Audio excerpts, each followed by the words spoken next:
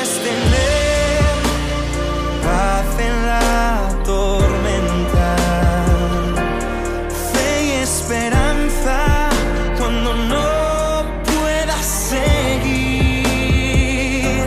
Y aun con tu mundo hecho pedazos, el Señor guiará tus pasos en paz en medio de la tormenta. Bien, 4 verdades entonces dijimos acerca del soldado. La primera de ellas es la verdad del enrolamiento. La verdad del enrolamiento. Dice ahí, a fin de agradar a aquel que le tomó por soldado. Hubo un momento donde alguien nos tomó por soldados. Es el enrolamiento. Y vamos a ver que el Señor Jesucristo fue presentado ya desde la profecía como el gran capitán. Tenemos en Isaías 9:6 esta hermosa promesa, dice, porque un niño nos es nacido, hijo nos es dado. Aquí, por supuesto, habla de este momento donde el Hijo de Dios iba a ser entregado y ese niño iba a nacer en aquel pesebre. Y el principado sobre su hombro, esto habla de aquel tiempo donde Él va a gobernar. Y se llamará su nombre, admirable consejero, y luego dice, Dios fuerte. Dios fuerte. Ahora, esto en el hebreo es un nombre de Dios. El nombre es El Gibor. Hay muchos nombres compuestos de Dios, tanto con el prefijo El, que es una abreviatura de Elohim, como con Jehová. Uno recuerda, por ejemplo, Jehová Sabaoth, Jehová Nisi, y con él, El Elión, El Ra, distintos nombres de Dios. Bueno, El Gibor se refiere a el fuerte, como dice acá, pero se refiere al fuerte en la batalla, el poderoso, el guerrero, el victorioso, el valiente. A eso se refiere El Gibor. Y claro, esto tiene que ver con la profecía porque habla del principado sobre su hombro, es decir, habla de que Él iba a conquistar, que Él iba a vencer y que entonces iba a ser el gran capitán, el gran guerrero en la batalla. Fíjense cómo se traduce en el Salmo 24. ¿Quién es este Rey de Gloria? Jehová el fuerte y valiente, Jehová el poderoso en la batalla. Ahí el Mesías se presenta como alguien poderoso en la batalla.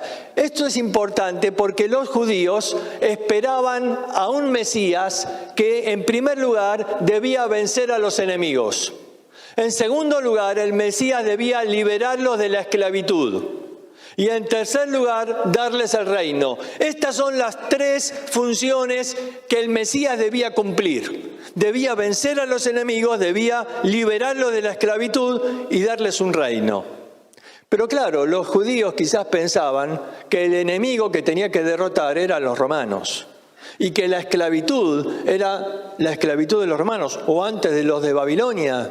Y que les iba a dar un reino en ese momento, pero la verdad es que el Señor iba a venir con otro propósito.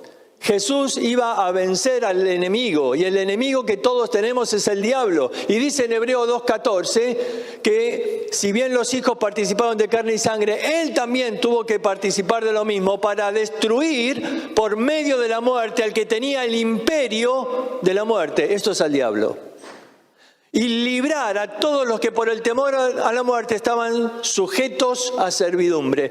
Él nos liberó del imperio de la muerte y Él destruyó al que tenía ese imperio, el diablo. En segundo lugar, dice que Él venció la muerte. En 1 Corintios capítulo 15 dice, ¿dónde está muerte tu aguijón? ¿Dónde un sepulcro tu victoria? Cristo venció la muerte. Y antes decía, el postrer enemigo del hombre que va a ser destruido es la muerte. Y Él nos liberó de la esclavitud, del pecado, dice Juan 8:36, que Él nos liberó de la esclavitud del pecado. Ahora, ¿te das cuenta? Cristo vino como el Mesías para vencer al enemigo, para liberarnos de la esclavitud. ¿Y para qué más era? Ya me aflojaron. Y para darles un reino. Y dice, el cual nos ha librado de la potestad de las tinieblas y nos ha trasladado al reino de su amado Hijo. También nos dio un reino. Acá dice que nos rescató, nos liberó del imperio, del reino de las tinieblas, del imperio de la muerte. Y dice, nos ha trasladado al reino de su amado Hijo. Un día volverá para Israel y también los liberará y también les dará el reino prometido. Pero hoy Cristo vino para liberarnos de la esclavitud del pecado, derrotar al enemigo, que es Satanás, y darnos un reino. Y dice que nos rescató de ese reino de las tinieblas y nos trasladó al reino de Cristo. Y uno dice, pero ¿y nosotros qué tenemos que ver en todo esto del soldado? Es que es necesario entender todo esto previo para entender cuál es nuestra función de soldados.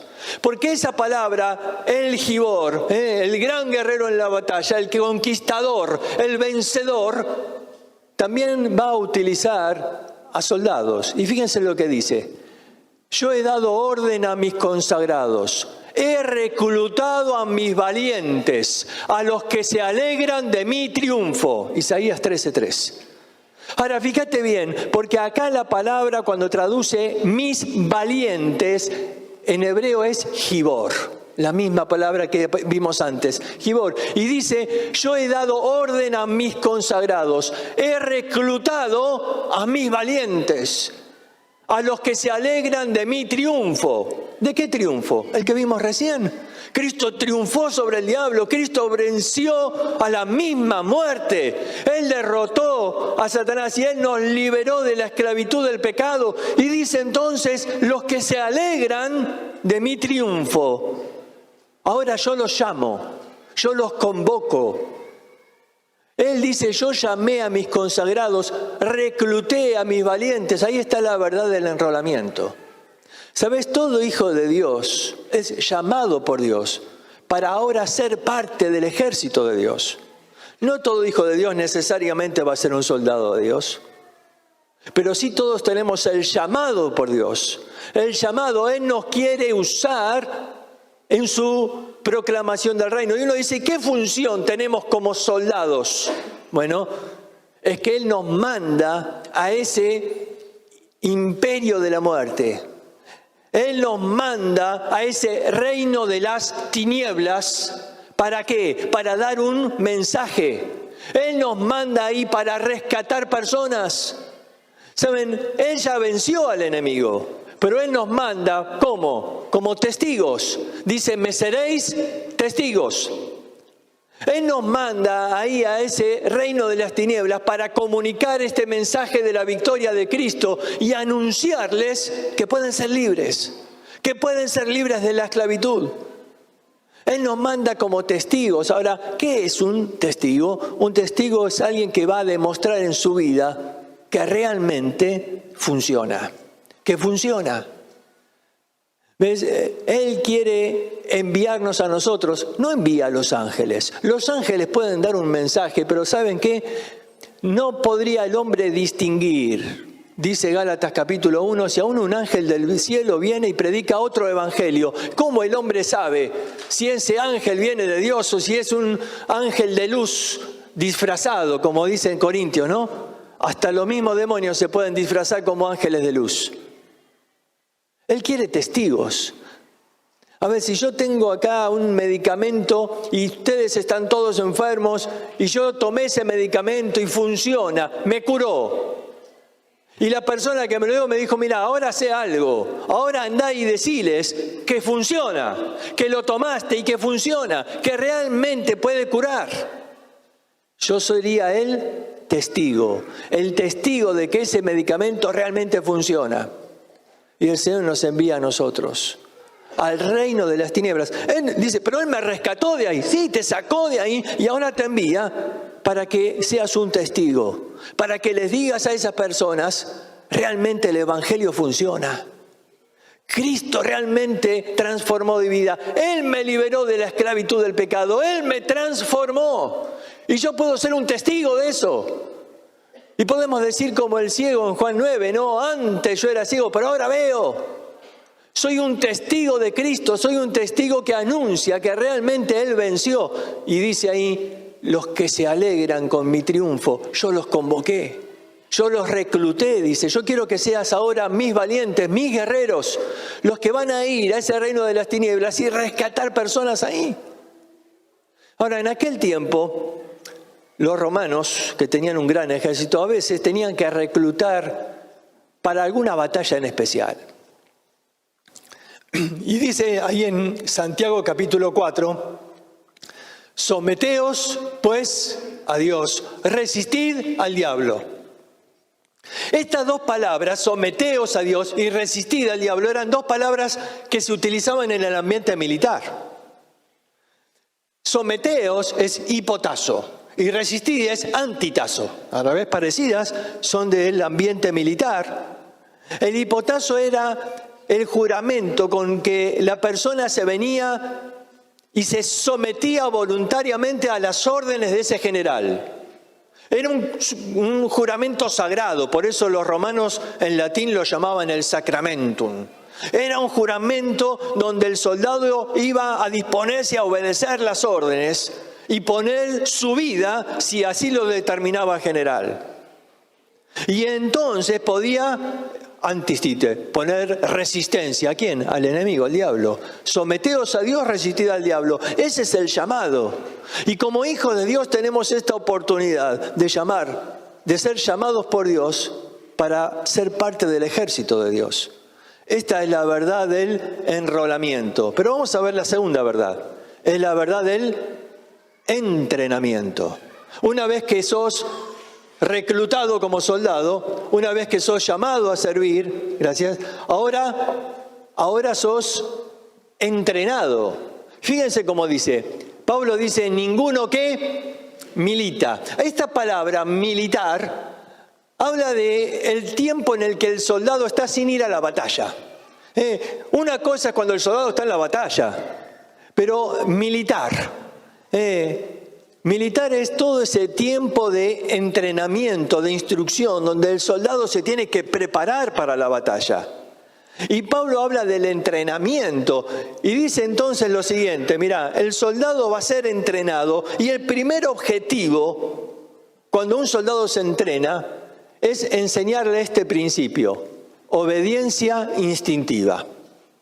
A ver, el objetivo en la instrucción es esto, que el soldado aprenda a obedecer sin cuestionar, sin preguntar por qué, sin preguntar para qué.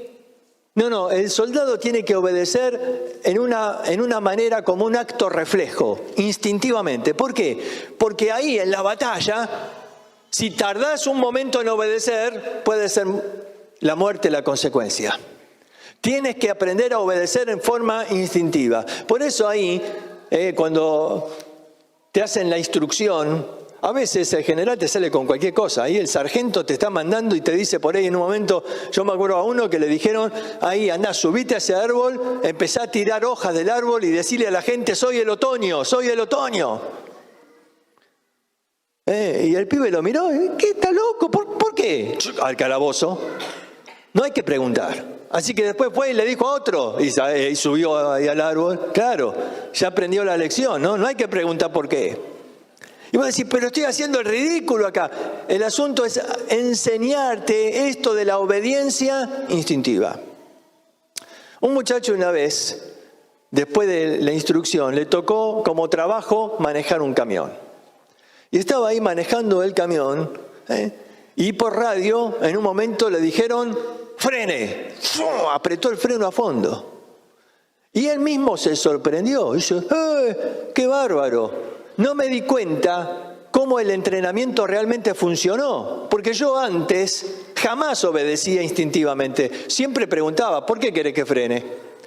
¿Qué pasa? ¿Qué problema hay? Pero me dijo, frená y frené. ¡Qué bárbaro! Funciona el entrenamiento. Entonces, después de que frenó, ahora sí. ¿Pasa algo? ¿Hay algún problema? Detectamos ahí en el radar que está a punto de pisar una mina explosiva. Si seguías un segundo más, explotaba. Y él estaba sorprendido. Había funcionado el entrenamiento. El problema en nosotros es que no tenemos una obediencia instintiva, tenemos una obediencia selectiva. Selectiva. ¿Qué es esto? Yo selecciono qué quiero obedecer y qué no. Y Dios me dice, mira, tenés que hacer esto. Ay, no, Señor, esto mucho no me gusta. Y de pronto vamos eligiendo qué órdenes voy a obedecer y qué órdenes voy a postergar. ¿Qué órdenes? Bueno, esto sí, el domingo hoy tengo ganas de la iglesia.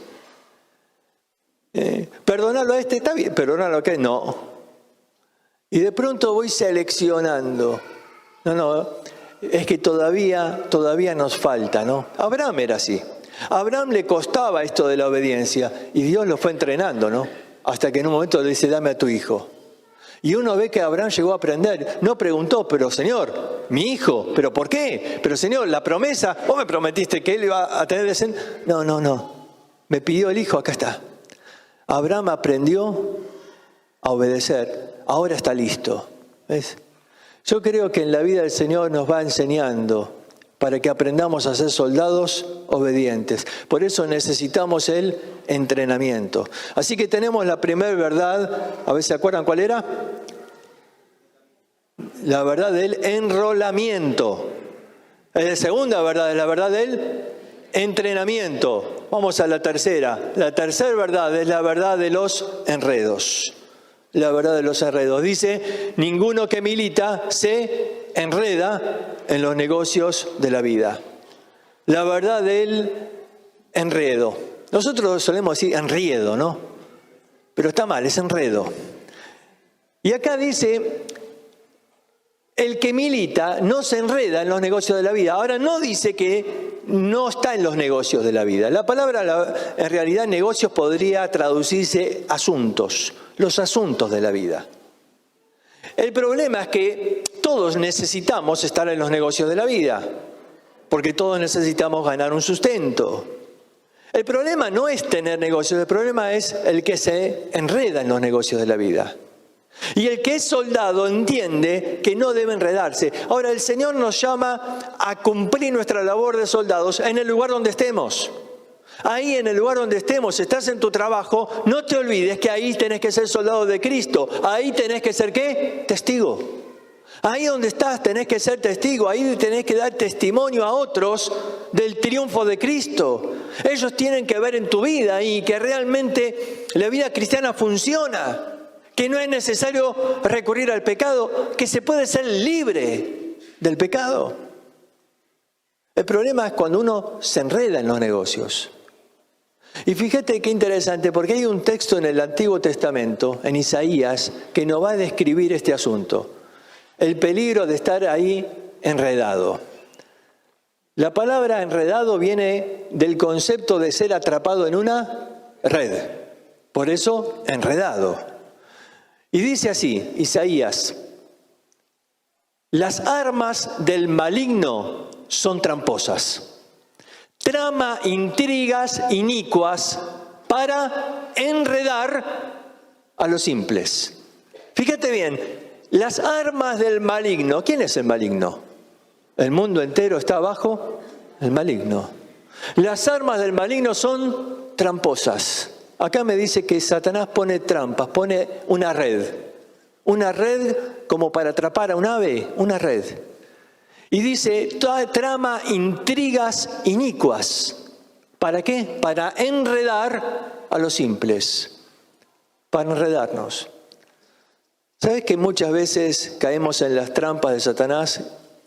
Hoy en día vivimos épocas donde en nuestro país tenemos libertad. No hay persecución como en otras partes del mundo, que a los creyentes los persiguen o les amenazan en quitarles el trabajo o hasta ir a la cárcel. Pero Satanás usa aquí con nosotros otro tipo de trampas. En otro lugar combate con persecución y con cárcel o con torturas, pero aquí utiliza quizás intrigas inicuas, es decir, otro tipo de trampas, para enredar, para que de pronto dejes de cumplir tu rol de soldado y dejes de dar testimonio a otros. Y de pronto uno se metió en tantas cosas, y se metió en tantas deudas, y se metió en tantos asuntos, y está enredado. Y vos le decís, vamos a hacer un viaje misionero. No puedo, nunca puede. Estoy enredado. Y le decís, pero es una oportunidad fabulosa, vamos a servir al Señor, vamos a hacer esto. No puedo. no puedo, estoy enredado. Y de pronto te pasaste la vida y perdiste todas las oportunidades de servir al Señor. ¿Por qué? Porque estabas enredado en los asuntos de la vida. ¿Sabes lo más triste? Que un día pasa algo. Un día caes en una enfermedad o un día el Señor decide llevarte. Y el asunto es que todos los asuntos en los que estaban metidos se cortaron de golpe. Sí, pero las oportunidades de servicio al Señor ya pasaron. Por eso acá el problema es no te enriedes en los negocios de la vida. Cuidado que el diablo no coloque trampas para enredarte en los asuntos de la vida y de pronto estás tan metido en todas las cosas de este mundo que perdiste el objetivo de servir al Señor. El peligro de los enredos. No caigas en las trampas del enemigo. ¿Sabes? Acá dice, las armas del enemigo son tramposas. Mira, alguien dice, pero esto parecía tan bueno. Sí, son tramposas. Justamente el asunto en una trampa es que esté escondida. El asunto en una trampa es que te sorprenda, es que uno no la está esperando. Y a veces Satanás coloca trampas para enredarnos de tal manera que uno deje de servir al Señor. La verdad de los enredos. Puedes tener paz en la tormenta, fe y esperanza cuando no puedas seguir. Y aun con tu mundo hecho pedazos, el Señor guiará tus pasos en paz.